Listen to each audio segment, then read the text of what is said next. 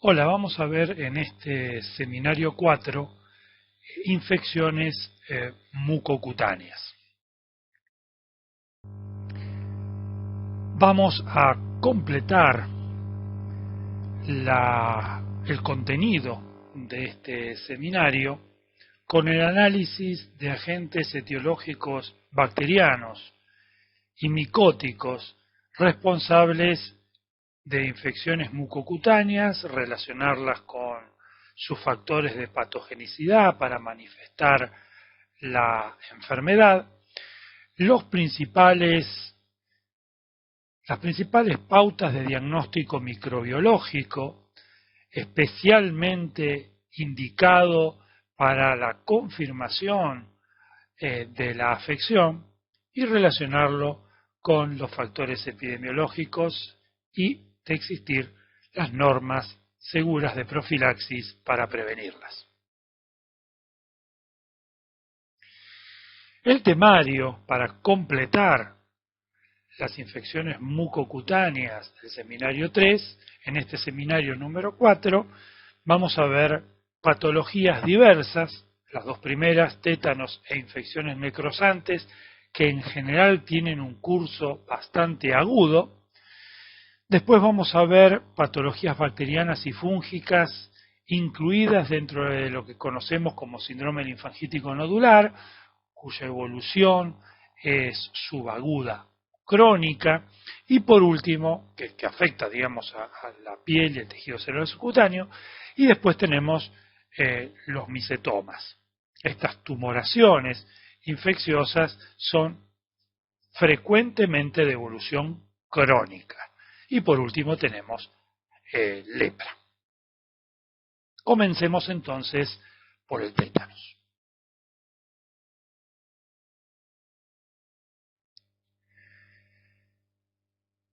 Este paciente de 75 años presentó una herida cortante en el miembro inferior derecho, no concurre al centro de salud y al cabo de 10 días comienza con trismus, contracción sostenida de los músculos maceteros, contractura en flexión de los miembros superiores, contractura en extensión de los miembros inferiores, contractura de los músculos paravertebrales, o sea, el paciente se arquea sobre la espalda, eso significa que está en posición de opistótonos, no tiene pérdida del conocimiento, está lúcido, tiene dolor y se deriva a un hospital cercano donde ingresa a unidad de cuidados intensivos.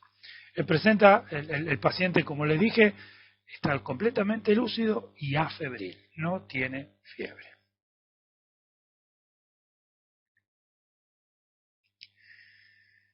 El paciente lo que presenta básicamente es un cuadro clínico típico de tétanos, una enfermedad conocida desde la antigüedad, siempre relacionada con las heridas y los espasmos musculares y las convulsiones, que conducen generalmente a la muerte de la persona.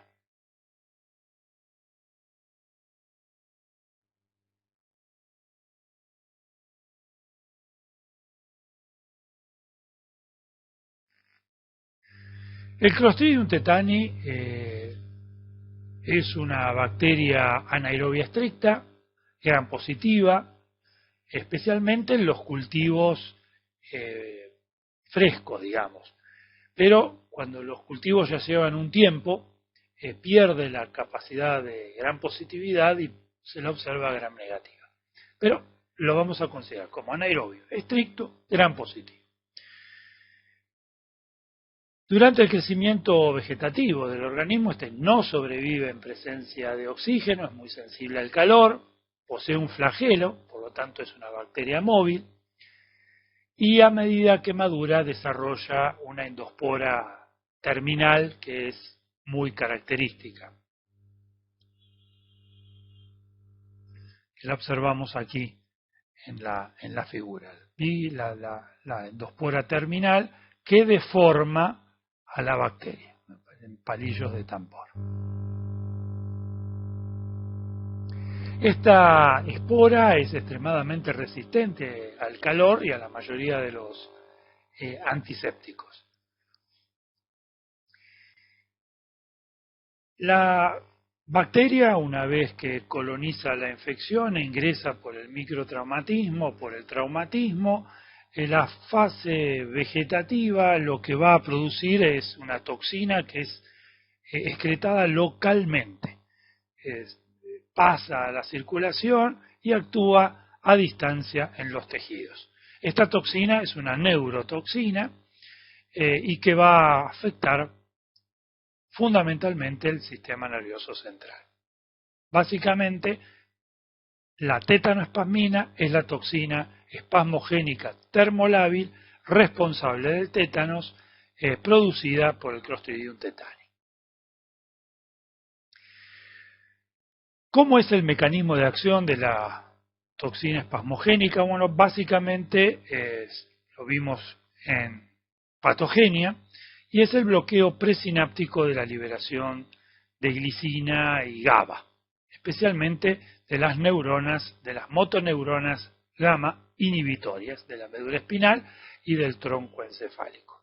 Por lo tanto, si se bloquean la liberación de neurotransmisores inhibitorios, se pierden todas las señales inhibitorias y entonces va a predominar toda la actividad excitatoria de las motoneuronas alfa. Por lo tanto, vamos a tener un paciente con pérdida de la coordinación, con hipertonía, con contracturas generalizadas, con parálisis espástica y con un elemento también muy importante que es el dolor.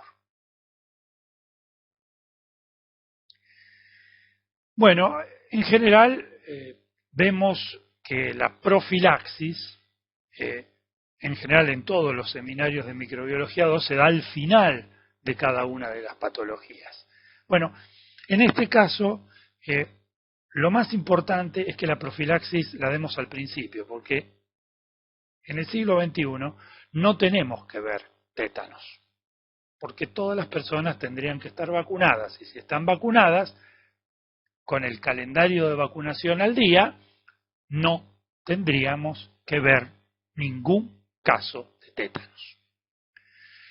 La protección se obtiene por la neutralización del toxoide tetánico en aquellos pacientes que se han vacunado. Y obviamente la protección también se obtiene por neutralización de la toxina tetánica si el paciente previamente vacunado tiene sus anticuerpos bloqueando la acción de la toxina antes de que la toxina se una al receptor. Ahora, ante una herida, si un paciente no estuviera vacunado, se le administra entonces la vacuna antitetánica con el toxoide y también se le administra suero antitetánico por vía intramuscular en distintos sitios, ¿no?, al mismo tiempo. Como tratamiento, también se puede administrar, en este caso, un paciente con tétano, ya dejaría de ser profilaxis, pasaría a ser tratamiento, se le administra gamma globulina específica antitetánica intravenosa e incluso se puede administrar intratecal. La idea es tratar de, con la gamma globulina, bloquear la mayor cantidad de toxina tetánica posible antes de que la toxina se una a su receptor. Unido al receptor, el anticuerpo, la gamma globulina, tiene muy poca efectividad. Así que lo más importante de todo, como profilaxis, para no ver pacientes con tétanos, es el último punto que establece claramente que la quíntuple y la triple bacteriana y la quíntuple bacteriana induce anticuerpos contra la toxina tetánica y nos protege contra el tétanos. Pasamos del tétanos a las infecciones necrosantes o necrotizantes. Básicamente se caracterizan por tener un dolor intenso y desproporcionado respecto de la lesión que se observa. Hay edema que sobrepasa el eritema, puede haber anestesia cutánea y decoloración azulada, purpúrica en parches, bullas hemorrágicas. Puede o no haber crepitación, y necrosis, son infecciones realmente agudas, con una rápida progresión del cuadro si no se hace el tratamiento adecuado. Y el paciente puede ingresar en shock séptico. Básicamente, desde el punto de vista de la patogenia, incluye la disrupción de las barreras cutáneas por traumatismos en general, o microtraumatismos, avanza por contigüidad a planos profundos y existen factores predisponentes que facilitan estas afecciones, como puede ser la diabetes tipo 1, que el paciente sea un vascular periférico, que tenga fracturas expuestas, obeso, edad avanzada, combinación de obesidad, edad avanzada y diabetes, y trastornos vasculares periféricos que los diabéticos tipo 1 también tienen. Desnutridos, pacientes con insuficiencia renal o inmunodeficiencias pueden hacer este tipo de infecciones necrosantes. Entonces, para remarcar, existe dolor intenso y precoz, edema importante, presencia de ampollas y flictenas, ausencia en general de linfangitis, rápida progresión local con compromiso sistémico, a veces hay crepitación, a veces no, y hay algún tipo de factor predisponente que lo causa.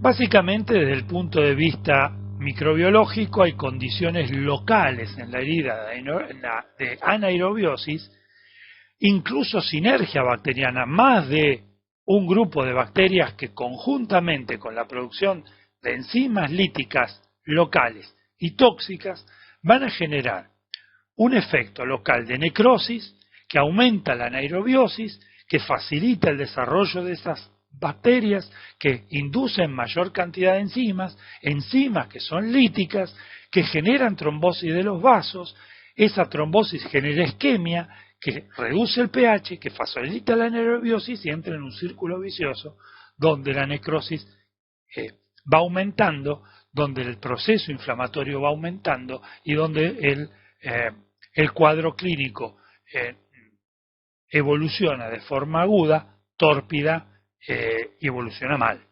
Por lo tanto, la acción del diagnóstico y del tratamiento adecuado serán fundamentales para modificar la mortalidad de este tipo de afecciones.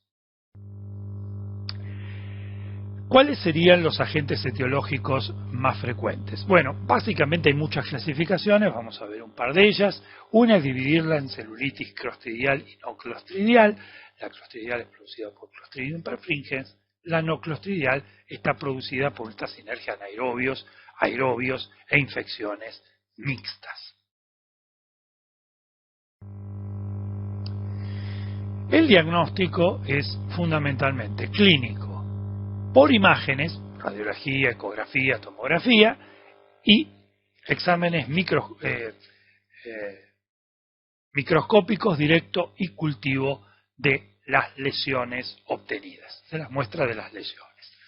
Las muestras tienen que ser aptas para cultivos en anaerobios, o sea, los medios de transporte que debemos utilizar tienen que preservar la muestra para que no tenga oxígeno, de tal manera, y en realidad todo el procedimiento microbiológico, especialmente para el cultivo, hay que hacerlo tanto en medios como en condiciones libres de oxígeno.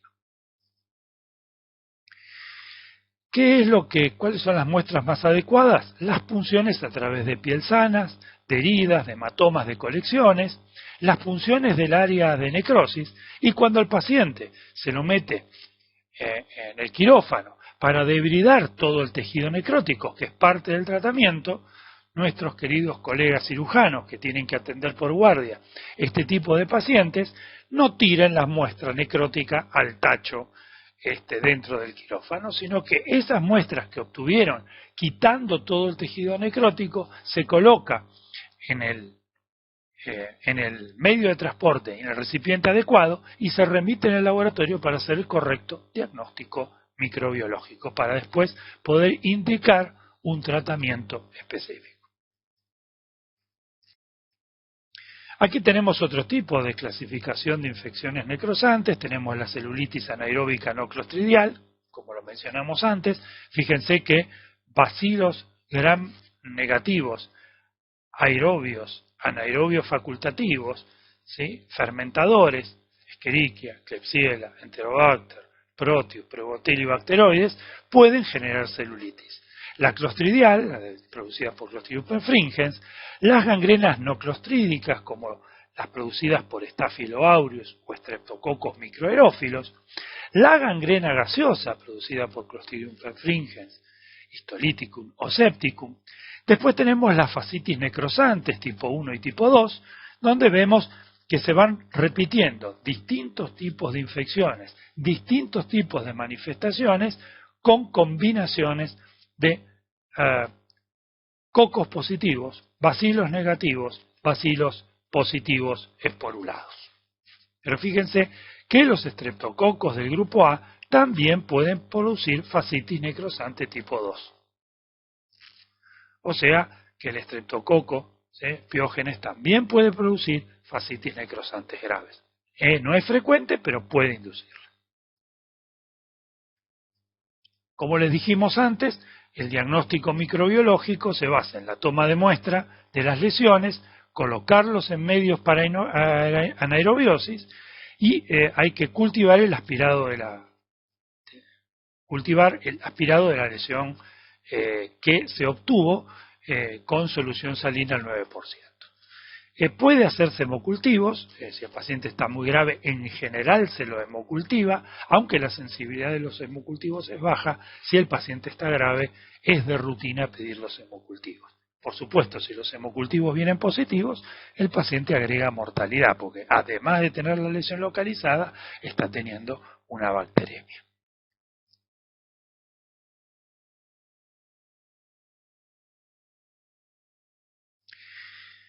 Hemos visto entonces infecciones agudas, localizadas, que producen toxinas y generan manifestaciones clínicas relacionadas al sistema nervioso central, como son los espasmos y las contracturas. Si vamos a las fascitis necrosantes, las gangrenas gaseosas también son de evolución aguda y tienen la característica de este cuadro que rápidamente lleva a la sepsis y al shock séptico del paciente. Ahora vamos a ir a patologías más localizadas, de evolución subaguda o crónica, que también afectan la piel, el tejido celular subcutáneo e incluso pueden afectar los huesos. Por un lado, entonces, tenemos lo que conocemos como síndrome linfangítico nodular. El síndrome linfangítico nodular, síndrome como se establece, es un conjunto de signos y síntomas provocados por múltiples etiologías. En este caso, el síndrome linfangítico nodular está conformado a partir de un microtraumatismo en una zona descubierta del cuerpo. Lo más frecuente son las extremidades. Se produce un chancro de inoculación, un cordón linfangítico, y a lo largo de ese cordón linfangítico se observa la producción de nódulos que toman contacto con la piel y se abren al exterior, produciendo o liberando secreciones. Estas lesiones son lesiones gomosas. Estas lesiones siguen un trayecto linfático y son de evolución subaguda. Entre la inoculación, la formación de la úlcera y la producción del síndrome linfangítico nodular puede pasar un mes, 4 semanas, ¿sí? O sea, no son de evolución aguda, no aparecen en 24 o 48 horas.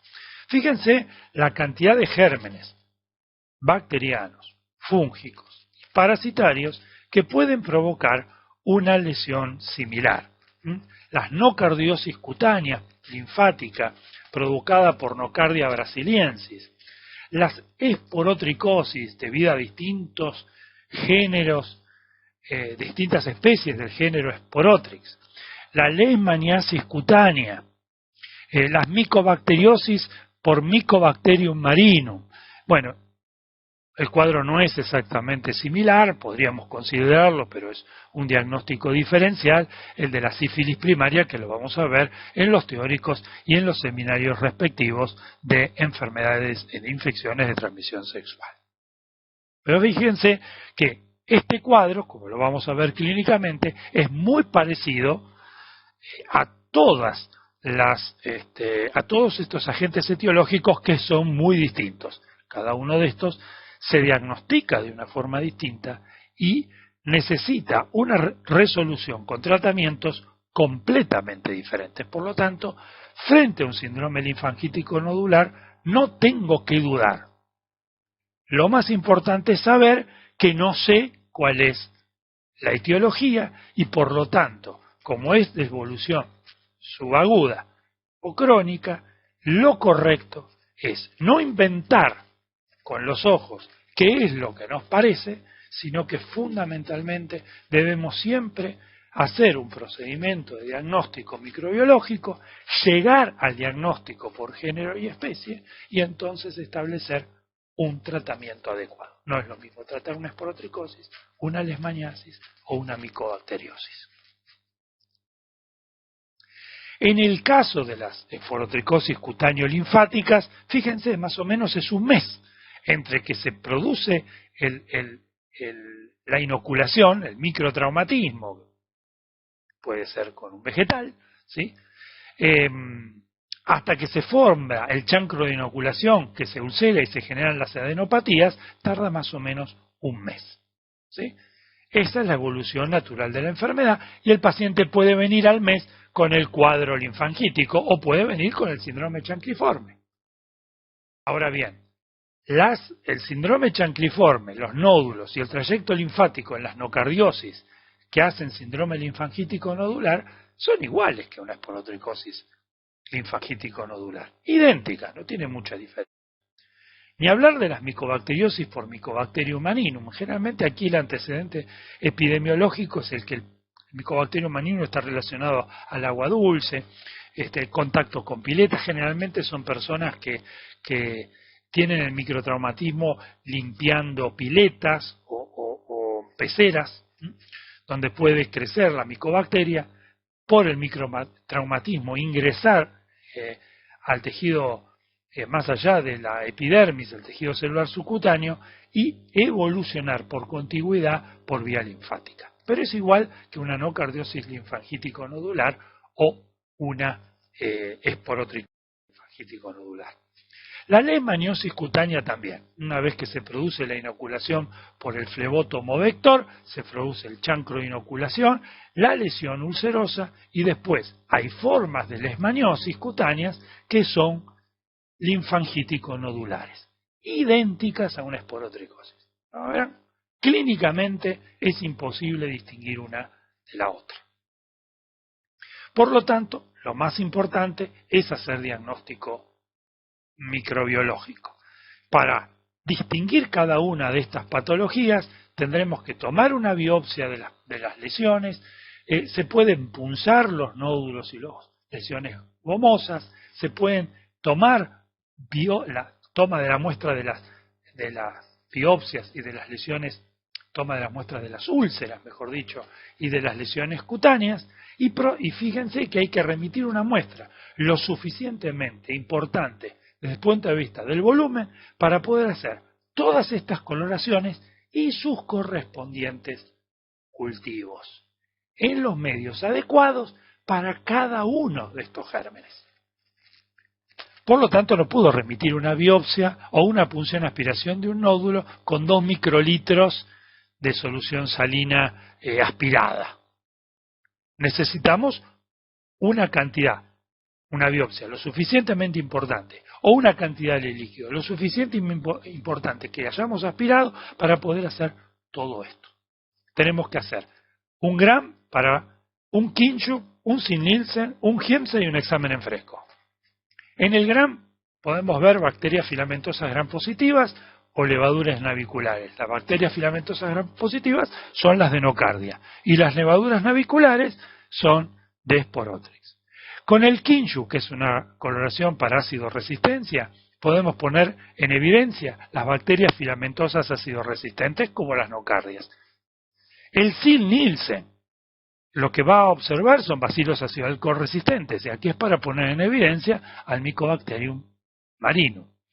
Con el GIEMSA lo que vamos a poder observar son los amastigotes de Leishmania, y en el examen en fresco podemos observar levaduras de Sporotrix.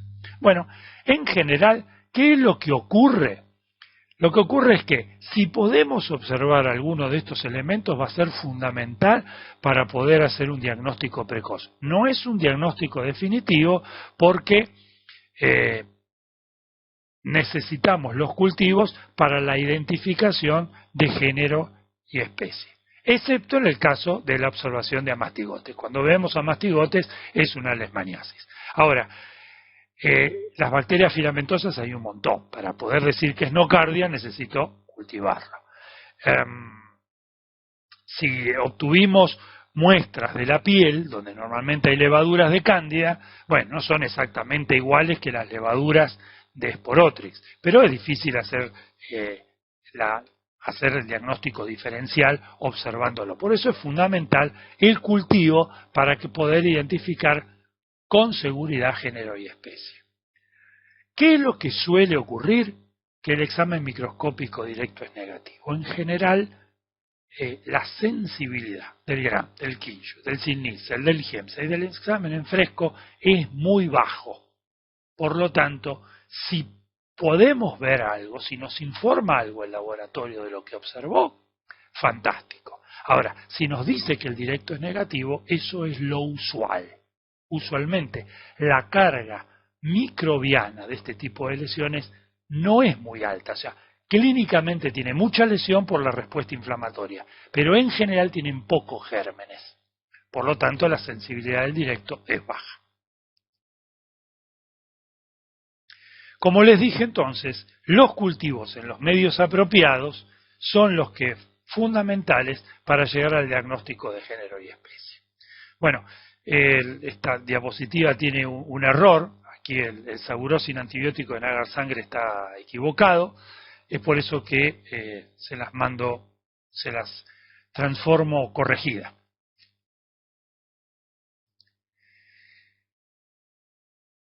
Esta es la diapositiva correcta. En este caso, los cultivos podemos cultivar en Lowenstein-Jensen para Mycobacterium marinum, saburo con antibiótico para el desarrollo de la fase filamentosa de Sporotrix. Podemos utilizar agar infusión cerebro-corazón a 37 grados con antibiótico para el desarrollo de la fase levaduriforme de Sporotrix, porque es un hongo dimorfo. El agar sangre sin antibiótico se puede utilizar para el desarrollo de las nocardias. Y después tenemos el medio de NNN, Novi, McNeil, Novil, y este medio es el medio para cultivar leishmanias, que normalmente no está disponible en la mayoría de los laboratorios de nuestro país. Normalmente las leishmanias no se cultivan.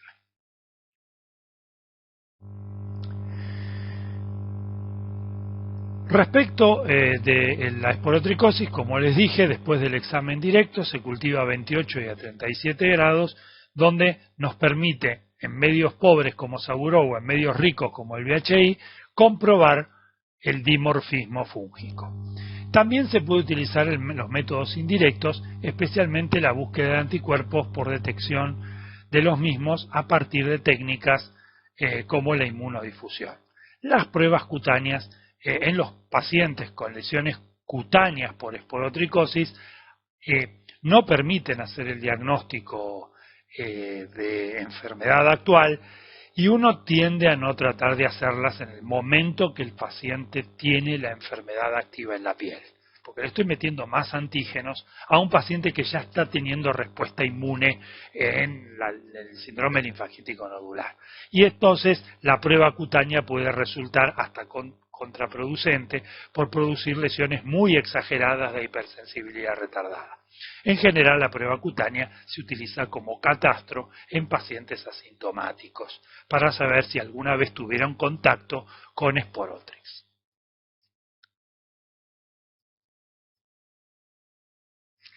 Ahora vamos a ver lesiones verrugosas y lesiones ulceradas.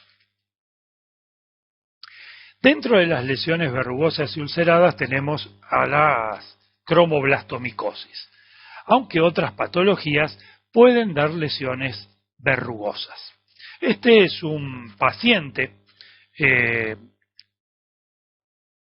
de unos 80 años que fue atendido en el hospital por una neumonía de la comunidad grave, porque era un paciente añoso, y que cuando lo revisamos tenía estas lesiones en el pie, ¿sí? Él, por esto no consultó, él en realidad fue internado en el hospital por la neumonía. Cuando le preguntamos hacía cuánto que tenía, y él dijo que lo tenía hace muchos años. Muchos años implica unos 70 años o más, 75 años. Así que se nota que la lesión es de evolución crónica.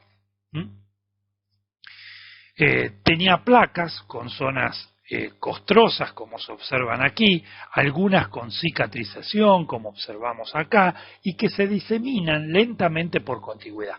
Al paciente a veces esto se le sobreinfectaba, entonces le dolía más, pero evidentemente con una evolución tan larga, el paciente no se curaba, pero tampoco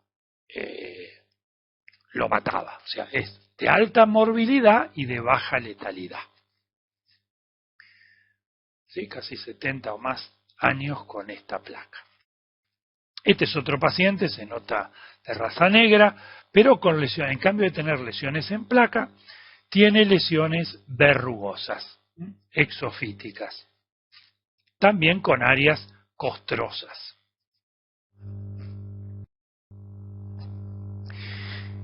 La cromoblastomicosis, como se observaron en estos dos casos clínicos, es una micosis de implantación traumática que es producida por agentes fúngicos que son dimorfos porque en la naturaleza se observan como filamentosos y son fitopatógenos, se encuentran en los vegetales, y cuando por microtraumatismos se meten adentro del tejido celular subcutáneo y desarrollan primero un nódulo, se transforma la fase filamentosa en cuerpos esclerotales. Entonces, en la naturaleza son filamentosos, en el paciente en forma accidental por el microtraumatismo se observa como cuerpos esclerotales o formaciones en mórula. Por lo tanto, es dimorfo. En los cultivos, tanto a 28 como a 37 grados, solamente crece la fase filamentosa. Eso no quiere decir que no sea dimorfo, porque en la naturaleza se ve filamentoso y en el paciente se observa como cuerpo esclerotal. Por lo tanto, si tienen dos formas distintas, en dos lugares distintos, en dos condiciones diferentes, evidentemente son clásicamente dimorfos. ¿Cuáles son los agentes etiológicos? Son hongos pigmentados de la familia de Matiaceae. Los agentes etiológicos más comunes son Fonsecaea pedrozoe, Cladiophyllófora carrioni y Phyalophora verrucosa. Y estos hongos se encuentran normalmente atacando vegetales, en la tierra, en desechos vegetales, y que la persona, al manipularlos, genera microtraumatismos, se inocula el hongo y se inicia el proceso de que es naturalmente de evolución crónica. Fíjense, el paciente anterior, el paciente que tuvo una evolución de 70 años de su afección, lo había contraído por un traumatismo que tuvo cuando era muy niño en la guerra con el Paraguay. Limpiando un fusil, se lastimó el pie, lo contaba con mucha claridad el paciente, se había inoculado el microorganismo sin saberlo, evolucionó naturalmente y 70 años después le hicimos el diagnóstico de la cromoblastomicosis. Entonces, la toma de muestras por escamas o costras por raspado, con mucho cuidado, con un bisturí estéril, o a través de una biopsia quirúrgica, con un frasco en solución fisiológica, separando la biopsia quirúrgica en dos partes, una en solución fisiológica y la otra en fórmula al 10% para anatomía patológica. ¿Qué es lo que se observa desde el punto de vista microscópico? Y bueno, vamos a hacer un examen en fresco, vamos a hacer un Gram y vamos a hacer un HIEMS. En el examen en fresco de las costras, lo que pueden observarse a nivel superficial son elementos filamentosos y algunos cuerpos esclerotales. Porque claro, cuando el microorganismo ya está siendo eliminado por el cuerpo en las partes más superiores de la piel, donde ya no tiene 37 grados, 36, ese hongo, ese cuerpo esclerotal comienza a filamentizarse. En cambio, en las biopsias profundas, en las biopsias donde se observa en profundidad los microabscesos intraepidérmicos, lo que se observa claramente son los cuerpos esclerotales que no son levaduras. Ahora, ¿por qué además le hacemos el Gram? Y porque hay formas de esporotricosis que son verrugosas. ¿Y por qué le hacemos el GIEMSA? Porque hay formas verrugosas de leishmaniasis. Entonces, hay que hacer el diagnóstico diferencial con esporotricosis verrugosa y con leishmaniasis verrugosa. Entonces, no siempre esa lesión verrugosa va a ser cromoblastomicosis. Desde ya, si vemos cuerpos esclerotales, estamos seguros que vamos a tener el diagnóstico de cromoblastomicosis, pero no vamos a saber género ni especie.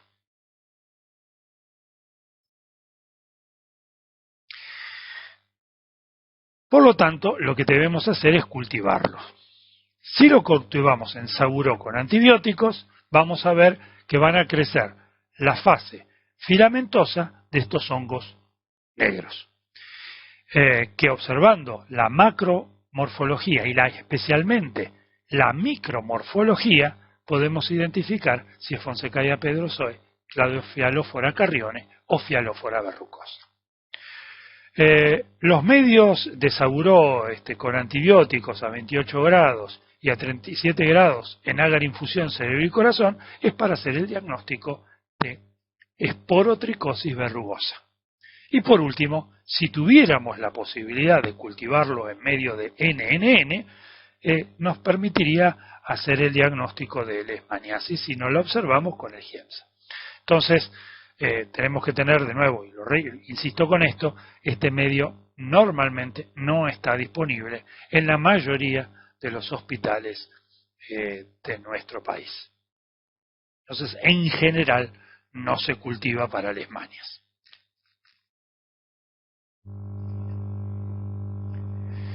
Respecto a las úlceras mucocutáneas, vamos a ver algunas patologías.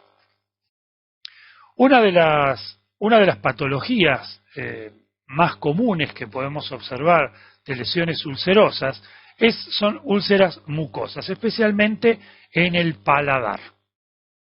Generalmente atacando paladar blando, parte del paladar duro, hace una especie de formas granulomatosas en cruz, conocida como cruz espúdica, pero múltiples patologías pueden generar en forma crónica úlceras mucosas en empedrado de evolución crónica. Fíjense todas las patologías que pueden provocar esto: la leishmaniasis mucocutánea, la tuberculosis, la lepra y las micosis sistémicas endémicas. La coccidioidomicosis, la histoplasmosis y la paracoccidioidomicosis pueden generar este tipo de afecciones en el paladar, también puede haber compromiso del tabique nasal, y ni hablar en la tuberculosis y en las micosis sistémicas endémicas el compromiso pulmonar. en general son patologías que comprometen el pulmón más otro órgano. Entonces, el diagnóstico diferencial, aquí la tuberculosis y las micosis sistémicas endémicas son todas iguales. No hay forma de distinguir una de la otra. Aquí vamos a utilizar los métodos directos para el diagnóstico de la afección. Lo mismo vamos a hacer con las micosis sistémicas endémicas, a lo cual le podemos agregar, en el caso de las micosis sistémicas endémicas, la serología, la búsqueda de anticuerpos, porque las personas que están enfermas suelen tener serología positiva. Y estas formas en general se observan en pacientes que tienen formas clínicas crónicas. Entonces, donde normalmente la serología suele ser positiva. Entonces, muy importante la tuberculosis y las micosis sistémicas endémicas. En este caso, tengan en consideración fundamental el interrogatorio al paciente para conocer qué áreas endémicas ha vivido o ha transitado para poder adquirir este tipo de afecciones y hacer una reactivación endógena de una infección pasada. Las otras dos, la leishmaniasis cutánea, está siendo cada vez más frecuente en nuestro medio, y también la lepra, que es una enfermedad endémica. Como les dije entonces, se toma la muestra por escarificación cutánea o escarificación de las lesiones mucosas, se le hace el Zinn-Nielsen, el fresco y el Giemsa. El Zinn-Nielsen para la observación, el intento de la observación de bacilos ácido alcohol resistentes. En el fresco se pueden observar levaduras multibrotadas o esferas con esporos, con esferas en su interior. Las levaduras multibrotantes o levaduras monogemantes también pueden ser compatibles con Paracoccidioides brasiliensis, con género Paracoccidioides, y las esferas con los esporos en su interior, que serían imágenes más compatibles con coccidioidomicosis. Y a la misma muestra también hay que hacerle el Giemsa para la observación, ya sea de histoplasmas, levaduras intracitoplasmáticas, o también para la observación de amastigotes de leishmanias. Recordemos que la histoplasmosis y la leishmaniasis contemplan, comparten la misma área endémica. Y por supuesto, como segundo elemento, y es un elemento muy importante, es que esas muestras se cultiven. Entonces se colocan el Lowstein-Jensen para el aislamiento de Mycobacterium tuberculosis, se utiliza el agar Saguro a 28 grados y el agar infusión cerebro y corazón, BHI, a 37 grados para recuperar la fase saprofítica y parasitaria de las micosis sistémicas endémicas, Paracocci, Cocci e Histo.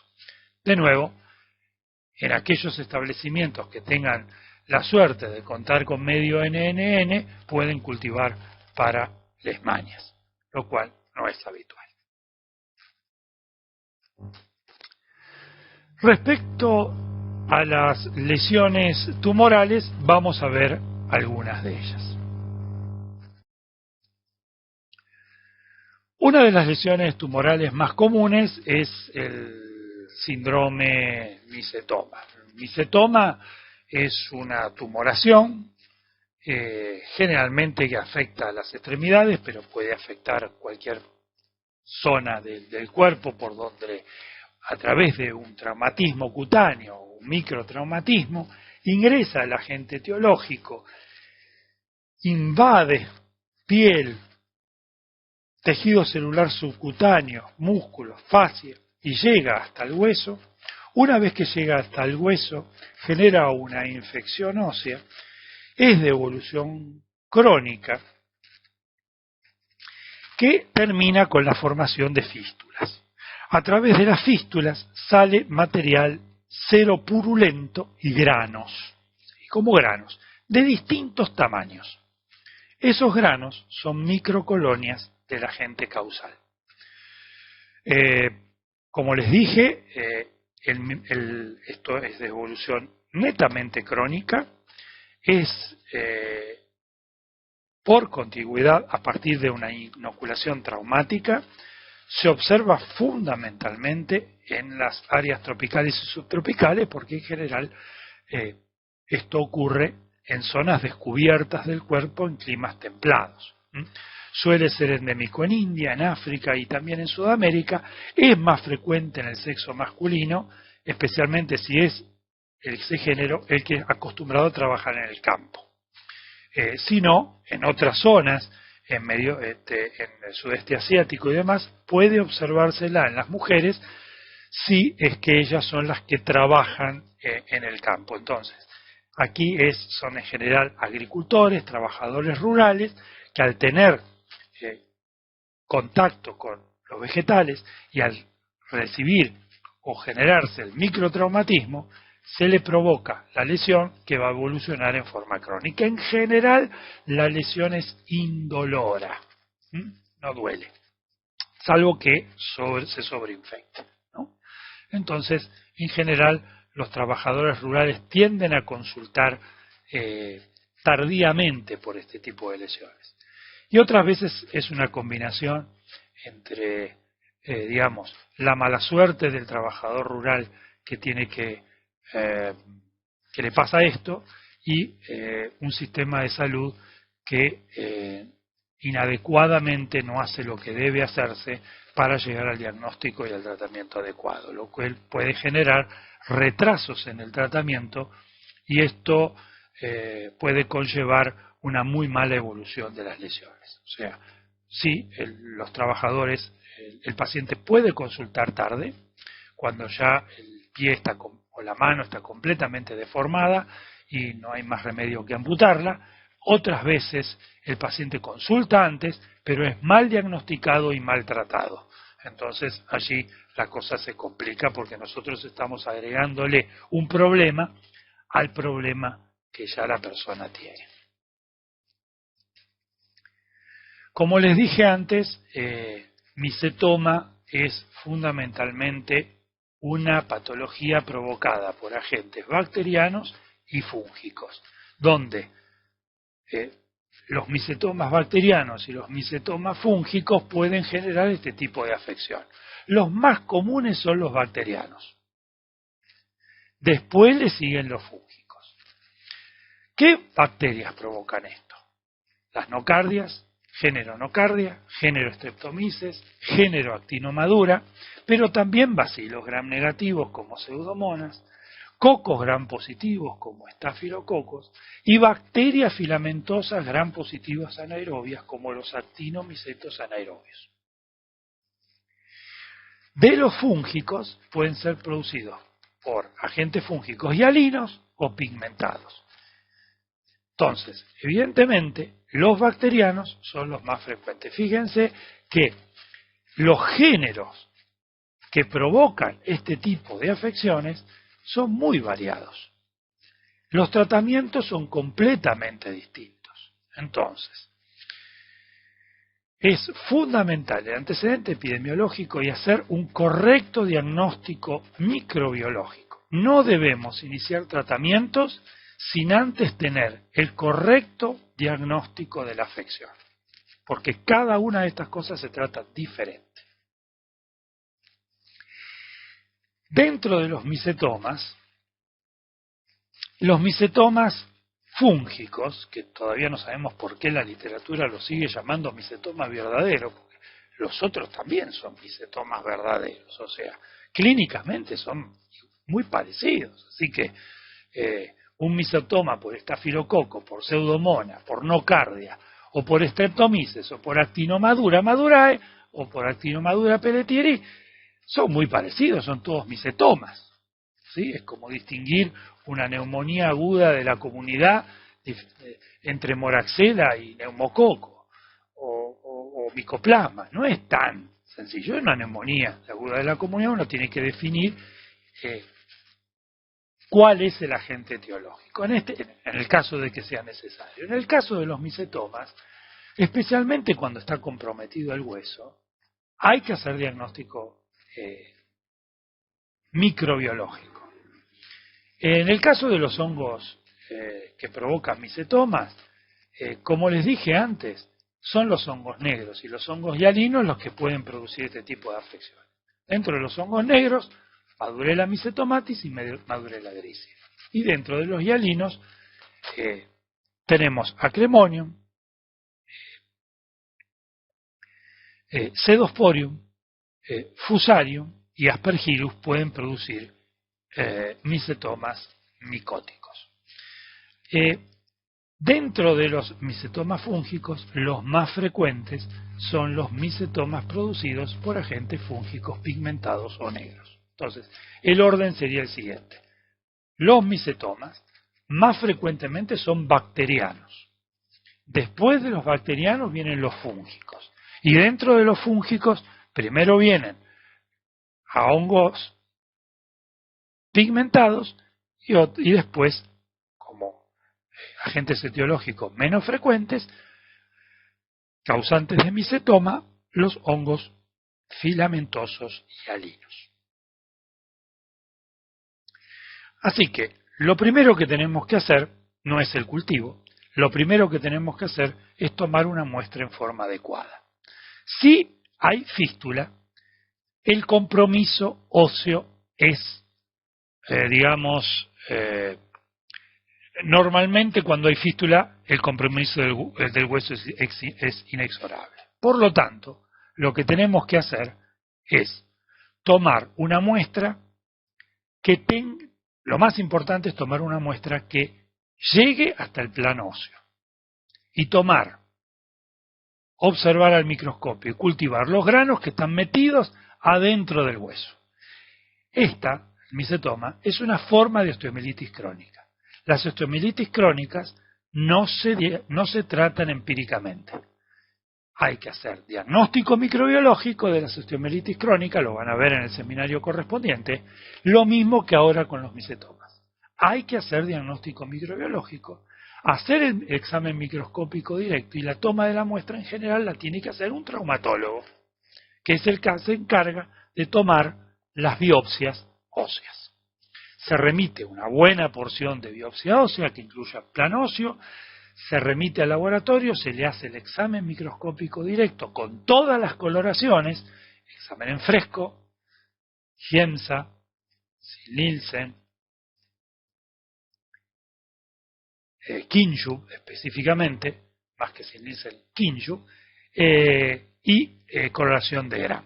Entonces, fíjense, en el examen microscópico ya me puede orientar el aspecto microscópico del grano y el Gram la posibilidad de si es bacteriano o fúngico. Además, la muestra debe cultivarse. Fíjense, lo cultivamos en agar blando glucosado en anaerobiosis para que crezcan los actinomicetos anaerobios. Son bacterias filamentosas anaerobias gram positivas. En el medio de Saguro, sin antibióticos, allí se desarrollan muy bien los géneros Nocardia, Streptomyces y Actinomadura. Nocardia es una bacteria filamentosa aerobia gram positiva, ácido resistente.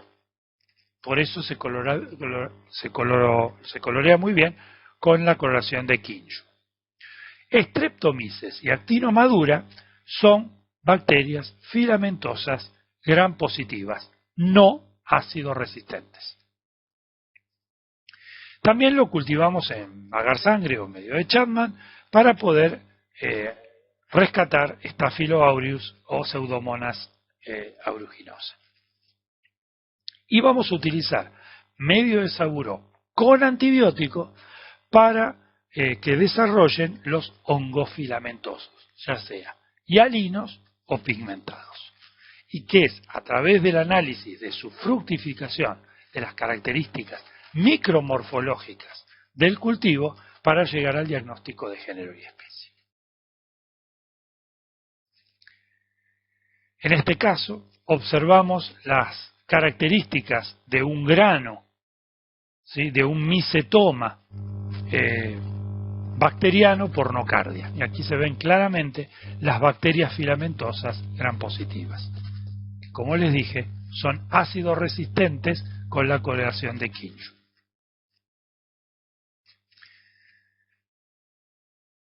Como les dije, la identificación en cultivos se hace por la observación macro y micromorfológica de los cultivos, si es Madurella mycetomatis, si es Madurella grigia, si es Aspergillus fusarium acrodemonium nocedosporium. Por lo menos tenemos que mantener estos cultivos para su crecimiento y desarrollo de los gérmenes fúngicos por lo menos entre 3 y 4 semanas.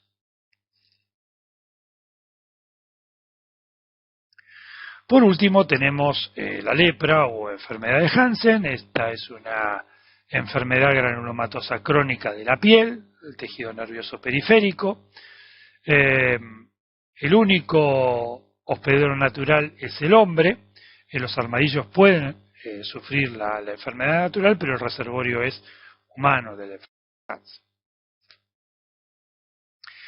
La lepra es una enfermedad donde producida por este bacilo acidalcohol resistente no cultivable, es una enfermedad que clínicamente, dependiendo del hospedero, pueden tener manifestaciones clínicas polares. Eso significa que tenemos dos extremos. Un polo donde el hospedero, cuando se enferma de lepra, reacciona en forma importante con una respuesta inflamatoria por hipersensibilidad tardada muy manifiesta. Esa se la conoce como lepra tuberculoide.